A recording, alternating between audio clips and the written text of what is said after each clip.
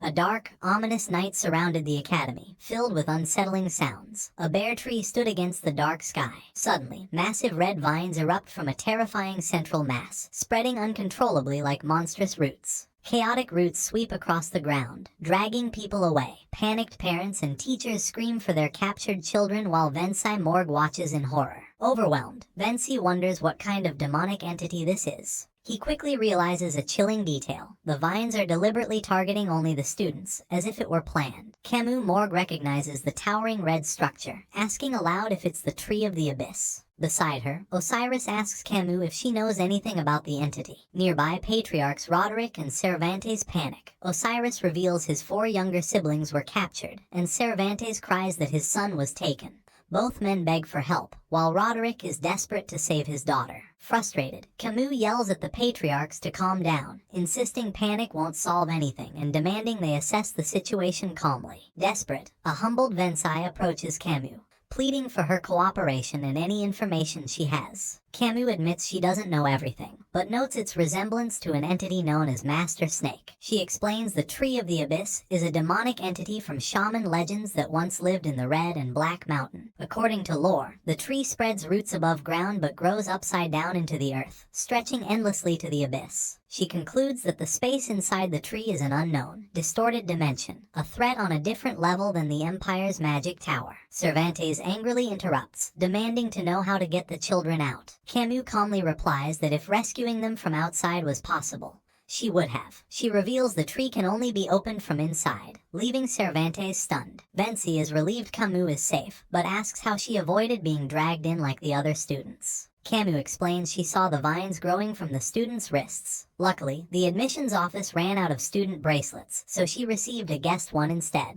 A horrifying realization dawns on Vensai. He recalls the bracelets given only to students, which he thought were for security. He now knows the school's bracelets triggered the trap. Crushed by their helplessness, Vensai collapses to his knees in defeat, blaming himself for the tragedy. Tears stream down Vensai's face, consumed by guilt. He regrets not being more cautious, cursing himself for leading his students into disaster. Amidst the adults' despair, young Pomerian tearfully tugs Osiris's pant leg, asking if her uncles are not coming back. Osiris picks up the crying Pomerian to comfort her. Nearby, Camus stands at the edge of the ruined ground, gazing down at the tree's massive roots. With glowing eyes, Camus shows no despair, confident the boy she knows is too strong to be defeated. Standing before the demonic structure, Camus mentally urges him to escape quickly for their reunion, softly thinking Vikir's name. At that moment, Vikir recalls the demon Amdusius laughing as it activated the trap. The monster admitted it was fun to watch humans hope before dragging them into the abyss. In his fading memories, he sees Dolores in red vines, calling his alias, Van, as she's pulled away. Suddenly, Vikir's eye snaps open as he wakes.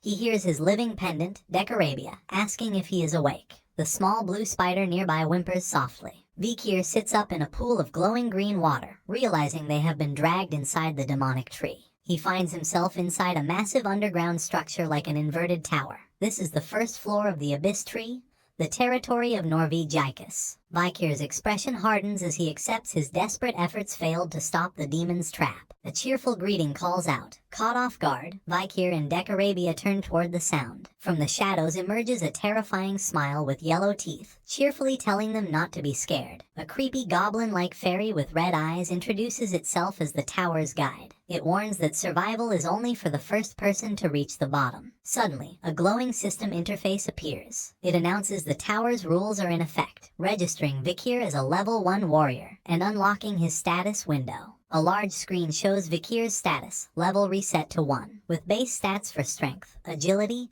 and health listed. Other attributes are hidden. The system explains the tower's mechanics. Real-world strength is reduced to 1/100th of its power, with 1% equaling 1 level. However, the system offers a reward. Levels and stats gained inside will permanently increase his real-world strength after escape. Vikir glares at the screen, analyzing the rules. Decorabia is suspicious of the interface. The pendant notes it has never seen an abyss tree with a leveling system like this, wondering if it's from Amdusius's evolved demonic powers. Vikir stands silently, his mind racing as he processes the grim reality. He recalls his past life, remembering Amdusius activated an abyss tree at Colossio Academy before, which led to the deaths of many young heroes. He knows the tower's leveling system is a trap, providing the illusion of growth in what is an inescapable prison. Vikir knows they're trapped where distorted worlds are linked by levels and normal rules don't apply. Stripped of their power, they face impossible challenges and monsters. The cost of failure is absolute. Anyone left behind has their life force entirely consumed, converted into power for the demon creator. He realizes the students are sacrifices for the era of destruction, which is why he fought desperately to stop the demon's plan. He admits his failure. Then, large monstrous rats with glowing red eyes emerge from the shadows and surround him. The Goblin Fairy announces the condition for the first floor: eliminate all Norvegicus sewer rats. The guide warns that while they are F rank, their numbers make them dangerous. The giant rats snarl and lunge at Vikir from all directions. Nearby, Decorabia apologizes, explaining the tower's influence is suppressing its abilities.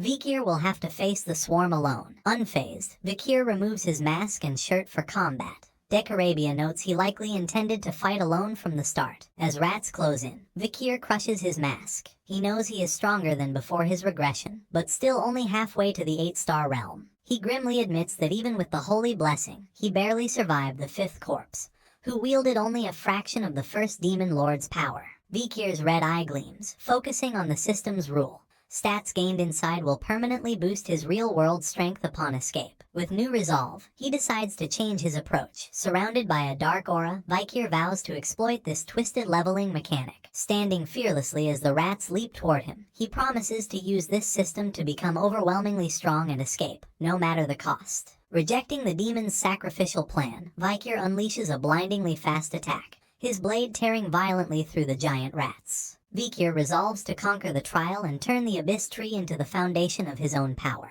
His eyes burn with the spirit of a hound that won't let go of its prey's throat. A short time later, Vikir stands victorious among the bloody heads of the rats. Embracing his ruthless nature, he affirms his identity as a Baskerville, noting his vengeful self has returned. The Goblin Fairy stares in shock. Trembling, it announces Vikir slaughtered the monsters and cleared the first floor faster than any other participant. Suddenly, Vikir aggressively shoves his hand into the creature's mouth, choking it while coldly acknowledging his record-breaking time. Vikir glares at the helpless guide, menacingly demanding a proper reward for his fast performance.